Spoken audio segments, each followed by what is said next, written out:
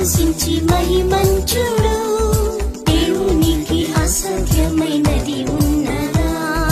యేసుని విశ్వసించి మహిమంచుడు. సమస్తని కార్యమూలం సఫలపరచం. జయవీరుడేసు ముందు వెళుచున్నాడు. సమస్తని కార్యమూలం సఫలపరచం. జయవీరుడేసు ముందు వెళుచున్నాడు. స్తోత్రం యేసయ్యను పాడగా, జయమిచ్చే శక్తులకు